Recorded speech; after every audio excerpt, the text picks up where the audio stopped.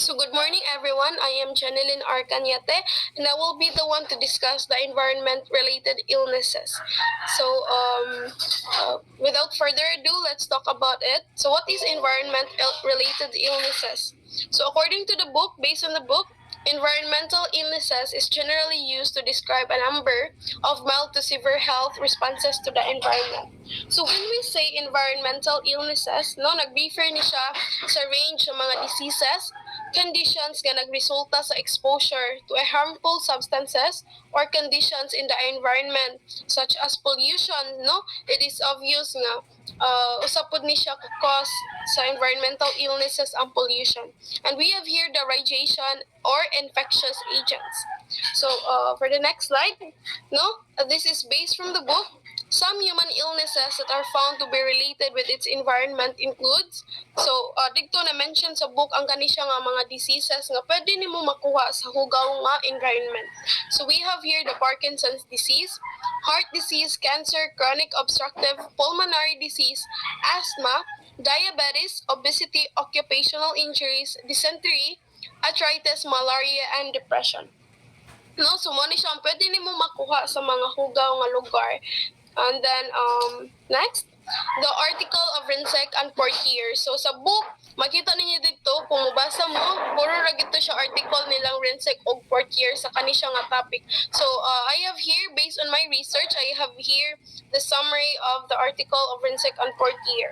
So, kanisya nga article, nag-talk about ni siya o kanang research sa biodiversity, and ang ilang subject is the human being. So, we're talking about here the well-being of the human. So dito naka-highlight po dito ang mga environmental hazards, information, communicating health information sa subject which is ang human, and protecting privacy and confidentiality. The causes of environmental illnesses. So these are the pollutants nga pwede makakuha mo og sakit ani. So we have here the particulate matter or the PM. This is a common proxy indicator for air pollution. So when we say PM or particulate matter, this is made up of particles, tiny pieces, solid or liquids that are in the air. So what I refer, akong gi-refer aning tiny pieces is kanina siyang dust or dirt. And then the second one is the carbon monoxide or the CO. This is a colorless, odorless, and a tasteless toxic gas. No, this is a present in exhaust gases. So when we say exhaust gases, mo ni siya ang flue gas nga nasa automobile engines, and it is very poisonous. And the third one is the ozone or O3. This is one of the major constituents of photochemical smog.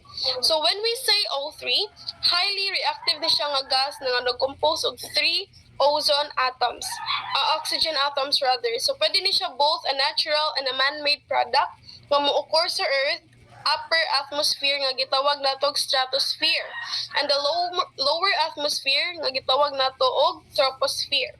And then the fourth one is the nitrogen dioxide or NO2. This is a gas nga commonly released from the combustion of fuels in the transportation and industrial sectors. So when we say NO2, inhalation ni siya sa nitrogen dioxide, kung ma-inhale ni siya sa mga children, kay taas kay ni siya risk, naka-increase niya sa risk of respiratory infection na pwede makalead to poorer lung function in later life. So the last one is the sulfur dioxide or the SO2. So when we say SO2, mo ni siya ang colorless gas with a sharp odor. So toxic gas ni siya ang responsible for the odor of burnt matches. So when we say burnt matches, mo na siya ikahuman nimo kadlit sa posporo, mo na siya imuhang ma-inhale. No, toxic gas din na siya. And then the next slide is the climate change. So kani siya na storya na pud ni siya, na discuss na pud ni siya sa last nga Keneza the reporter. And then kani siya is likely to cause a tremendous harm to the environment and human health. Refers to long-term shifts in temperature and weather patterns according to the United Nations Organization. So kani siya di ay, no, we're experiencing it now, the global climate change, no? Kanang these changes can be natural di ay, such as due to changes in the sun's activity, no? Grabe ka init.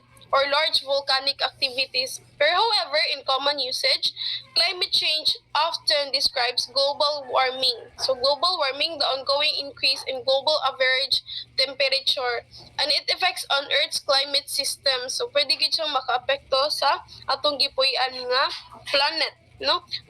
The changes of a broad change of observed effects that are synonymous with the term. So these unexpected weather patterns can make it difficult to maintain and grow crops in regions that rely on predictable weather conditions. So for example, sa mga let's say sa mga bundok-bundok, no? Kinahanglan gyud nga ma-predict nila nga tag-init ba na siya, no? Pwede na ba sila mang-ani na or tig-ulan ba na siya? And then, that's all for my part, I guess. I believe so that this is all of my part. And the next reporter will be Miss Istorco. Thank you.